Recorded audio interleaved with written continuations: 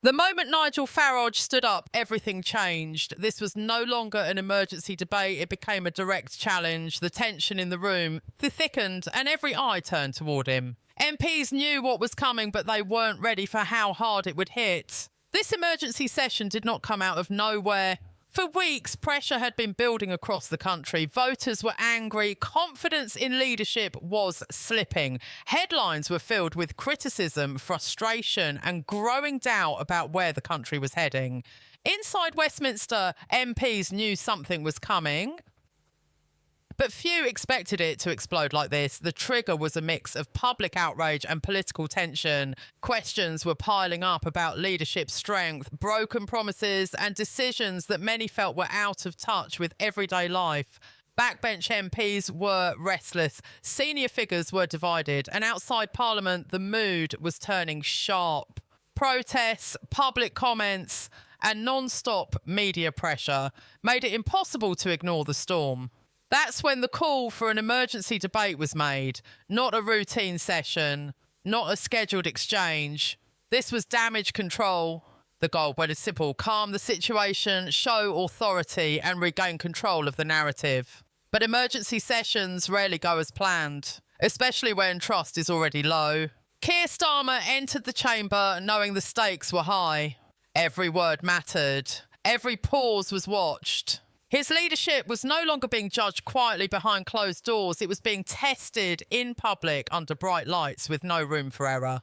The opposition benches were alert. Some sensed weakness, others sensed opportunity. Then came the unexpected factor: Nigel Farage. His presence alone shifted the mood. Farage is not known for soft language or careful phrasing.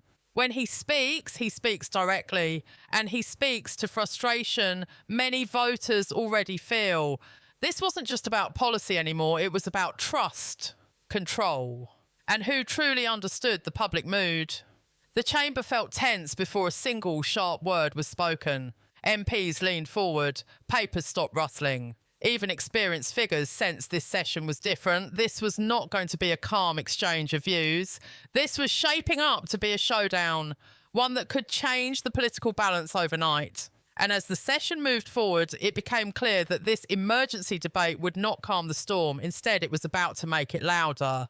Nigel Farage didn't raise his voice. He didn't rush his words. That's what made it more powerful. He began calmly, almost slowly, but every sentence landed with force. From the first line, it was clear he wasn't there to play by Parliament's usual rules. He wasn't there to soften his message or hide behind careful wording. He spoke about the growing gap between politicians and the public. He pointed to frustration outside Westminster, families struggling, workers feeling ignored, and voters losing faith.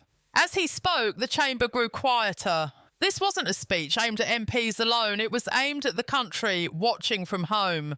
Farage framed the moment as a failure of leadership, not just one mistake, but a pattern. He questioned decisions, delays, and promises that many felt were never kept. He didn't attack personalities at first. Instead, he focused on outcomes, what people were told versus what they got, hope versus reality.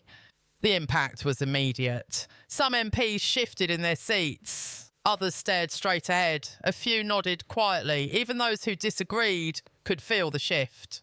Farage had taken control of the room without shouting, without drama, just sharp, clear points delivered at the right time.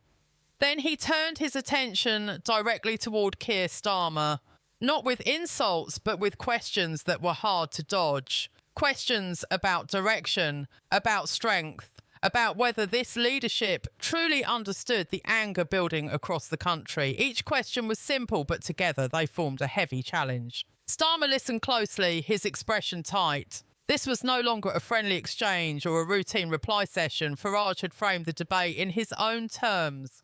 The government wasn't defending policy anymore, it was defending credibility.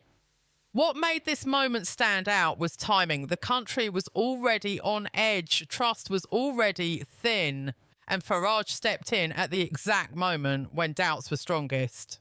His words echoed beyond the chamber walls, hitting social media and news channels within minutes. By the time Farage finished speaking, the damage was already done. The debate had shifted. The pressure had doubled, and now all eyes turned to Starmer not to speak freely, but to survive what came next.